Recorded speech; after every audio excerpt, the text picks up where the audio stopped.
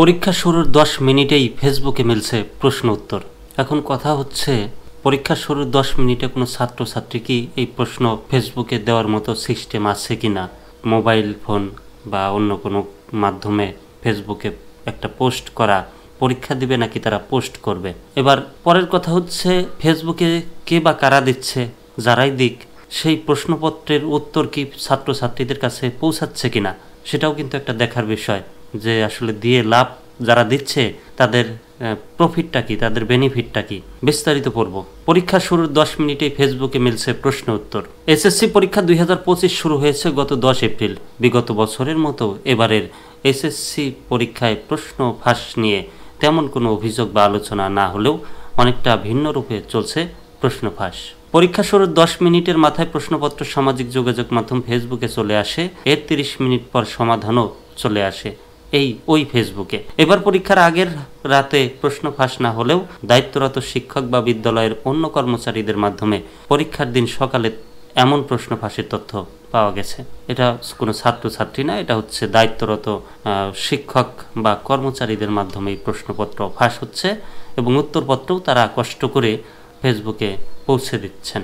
গত 15 এপ্রিল সকালে পরীক্ষা শুরুর 20 মিনিটের পর সিরাজগঞ্জের চৌহালিতে এসএসসি পরীক্ষার প্রশ্ন ফাঁসের অভিযোগ ওঠে।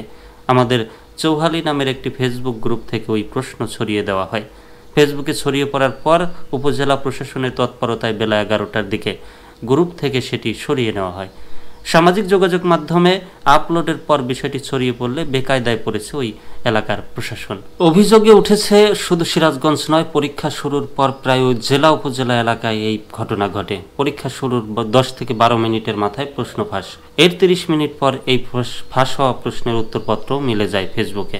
কোনো কোচিং সেন্টারের শিক্ষকরা সেই ফাঁস হওয়া প্রশ্নের সমাধান তৈরি করে ফেসবুকে ভিডিও আপলোড করেন। তবে বর্তমান সরকারের শিক্ষা উপদেষ্টা অধ্যাপক চৌধুরী রফিকুল সিয়ার আবরার বলেন, যাচাই বাছাই না করে প্রশ্ন ফাঁসের তথ্য সামাজিক যোগাযোগ মাধ্যমে ছড়ালে তার দায় তাকেই নিতে হবে। আমরা আশা করব তারা এসব থেকে বিরত থাকবেন। আমার রাজনৈতিক অবস্থা যাই থাকুক না কেন, দেশের মঙ্গলের জন্য এসব থেকে বিরত থাকবেন। পরীক্ষায় এমন একটা বিষয়, এটি অনেক প্রস্তুতির পর নেওয়া হচ্ছে। এতে শিক্ষার্থী অভিভাবকদের মানসিক চাপ তৈরি হয়। তিনি আরও বলেন, প্রশ্ন ফাঁসের তথ্য পেলে সংশ্লিষ্ট কর্তৃপক্ষকে আগে জানাতে হবে, যাতে তারা যাচাই বাছাই করতে পারেন।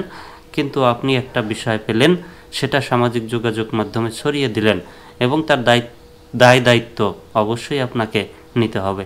এর মাধ্যমে কিন্তু অনেক ক্ষতি হয়ে যায়। তাই আমাদের আবেদন থাকবে, আপনারা এসব থেকে বিরত থাকবেন।